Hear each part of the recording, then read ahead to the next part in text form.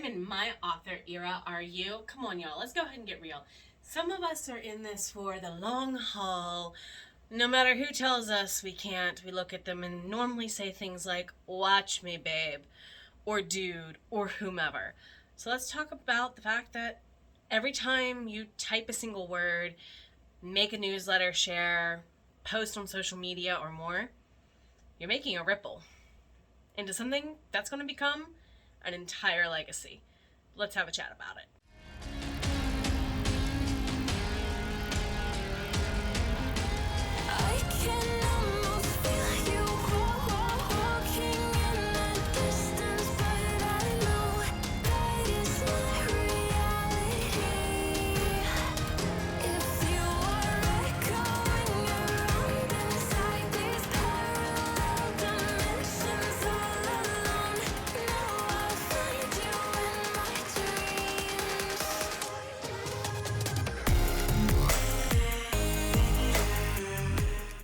Welcome to Writing Glimmers and Sitting Down with Soul Writer. My name is Jenna O'Malley. I am your soul writer, author of sci-fi fantasy with dashes of romance and nerdy references, such as the Myrna Annals. Welcome on in. It is so good to see you.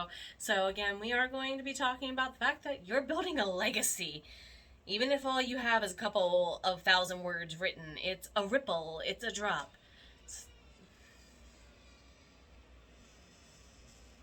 Ocarina of Time, you would open the door right then. She apparently just, door, open, walk through. Hint, let's go ahead and look at 5 different ways you're probably building a legacy as an author and writer and not even realizing it. Number 1, somebody is going to look back at what you have to say, whether you realize it or not. Meow. Do you want to come say hello? Oh, hello. The person I'm about to talk about would adore the bejesus out of you. So, my dad. Wow, my dad. A lot of you hear me talk about daddy around here.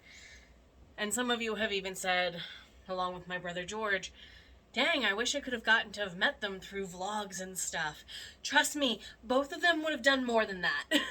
They were both tech savvy enough to figure out how to send text messages and do emails. Therefore, I bet I could have eventually found them wandering their ways into live stream chats. And oh boy, that would be amusing and chaos all at once. Anywho, my dad, on the other hand, his funeral was very opposite of his life. My dad was the eldest of his family, and he's got a lot of younger siblings. A lot. My grandmother had 8 or 9 kids, if you count the one or two that were stillborn. It's more like 13. So my grandmother had a lot of pregnancies, and my dad was always the eldest kid. He was always the one everyone came to for help. I kind of have this syndrome from him a little bit. Very rarely people were there when he needed the help back. And this was very evident at his funeral. To the point that my high school best friend said something about it. She's like, I know your dad knows way more people than this. Where is everybody? And I said, unfortunately, this is the truism of his life. It wasn't until months later that people really started reaching out to me or my siblings or my mom, and they were like, oh, wait, what do you mean he passed away? And ever since then, mind you, I was in my mid-20s, my early to mid-20s when that happened, and it's kind of stuck with me in weird ways.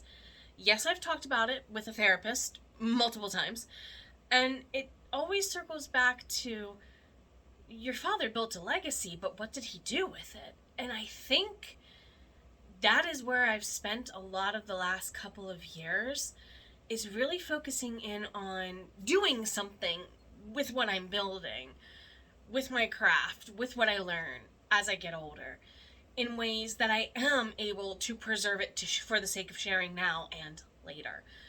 And definitely, therefore, I mentioned I lost my brother George shortly after my dad, very shortly. Like a year and a half, almost 2 years apart from each other.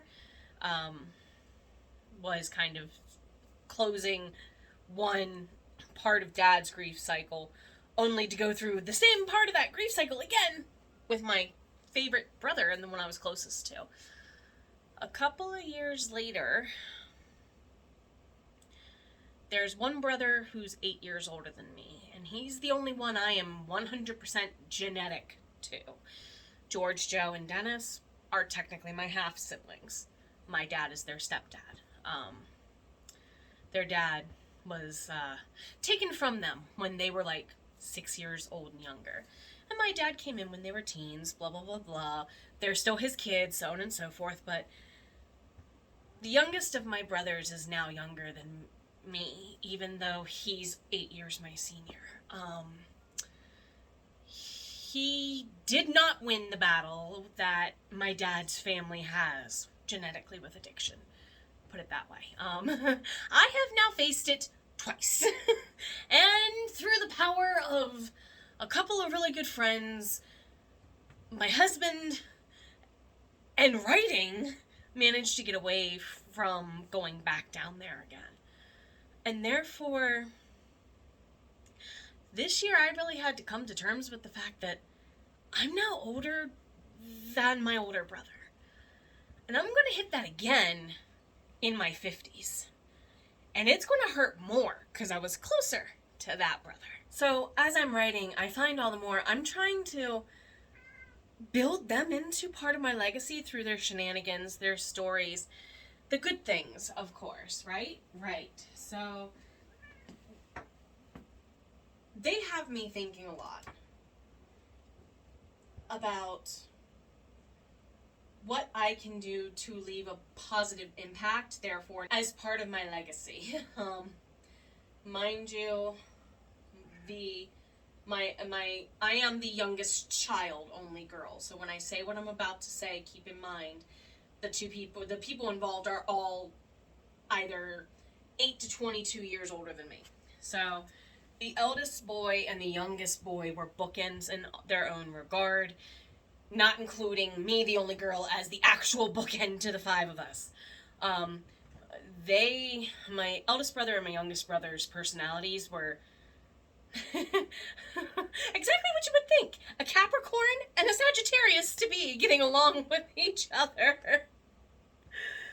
Oh, yes. The youngest of my brothers was a stereotypical Capricorn. Oh, he led with his horns, so hardcore. And therefore, the Sagittarius older brother Archer would sometimes have to be like, here, you little dude, let me pin your tail in place and put your reality check with it. So, I'm always very much looking at the dichotomy of good being left behind in my stories. You're allowed to be a great person. You're still human. You're going to have your flaws and your bad sides. And you're allowed to be a not-so-great person and still have your positives. We're not all, in my opinion, it's a continuum. We're not all 100% light all the time, and we're nowhere near 100% darkness all the time. So I try to include that as a reflection of my existence, because I've seen that gambit in a very short 30-some years of life. Don't think of your legacies as just being the book titles, because normally when we sell our goods, we talk about them in terms of condensed materials. When I get talking about my books, yes, I get long-winded paragraphy. It's why some of my marketing falls apart. I'm the biggest nerd there is at current about my books, and that's kind of okay, and in my mind, appropriate for it to be that way for a while. I very much also am looking at that I'm giving back to myself as part of my legacy. Both of my brothers and my dad would be like, we made sure she learned that lesson in various ways. Better and worse. I will admit. Very much so. My brothers did good in the department of only we're allowed to be the ones to pick on her and bully her. Everyone else is going to get what they're going to get. I'm very aware that those lessons are still around. as much as my dad's lessons of, yes, you are my pumpkin poo princess baby girl, but at the same time, you're not going to be a spoiled rotten brat about everything either. No matter how much you think you can go to your brothers and get stuff from them when your mother and I say no. Oh boy! As my father often would tell my brothers, especially George and Joe, who were already with my sister-in-laws, getting ready to make families, get married, move on their own at this point. Mind you, he would tell them in front of me, learning to say no to her is practice. And you are very fortunate to have this practice before you have your kids. George, but when he passed away, he had 4 kids with the sister-in-law I grew up with. Plus he and his new wife have a little girl. So he's got 5 kids. He learned hard how to say no fast. And guess who got the brunt of that? Me and his eldest, little George. Yes, he's George the Third. Little George and I both kind of felt like we were compatriots in that regard. Because he's 4 years younger than I am. Not odd in big families, believe it or not. Not uncommon. And he and I would always look at each other and be like, you got yelled at no a bunch of times today too, huh? Uh-huh. Because, you know, you learn these things as humans. And therefore, I learned from those conversations with my dad that while my brother was starting his legacy, he's still learning how to be a human being. That has stuck with me my entire life, and it is something he and his eldest son and I have talked about when little George and I were teenagers. I remember a conversation between me, him, and his dad about just that. And he's like, you will learn these things. Oh boy, the review tests. Brother, if only you were here, the conversations we would have. What are the positive ripples of your books? You're learning something more about yourself each time, whether it be your craft, how you view the world. My worldview has changed so much from book 1. Mind you, I'm working on my 10th book being birthed into the world. I'm not going to make it tomorrow. Upon recording this, tomorrow, 11/11, was my original launch birth date for Vitae Elangica Book 1. It is now January the 11th. Totally fitting still, if you ask me. And, yeah, you still learn. And wow, I am not the same person. I bet everyone in the audience here hearing me say that, who has published 2, 3, 4, 5, 25, 35, 40 or more books, I'm not the same person I was at the beginning of this journey, and the ripples of my legacy have affected me and others. And I hope to invite you to make an intention for you to keep making positive ripples, leaving your imprint on this world. I've said it multiple times. As a kid who asked, why do we need to save the arts for their own sake? In the 90s, with the whole Save the Arts movement, we need to make our impact on the world. You're a lighthouse. It's okay if you go down for maintenance and repair once in a while. Others around you are going to keep shining.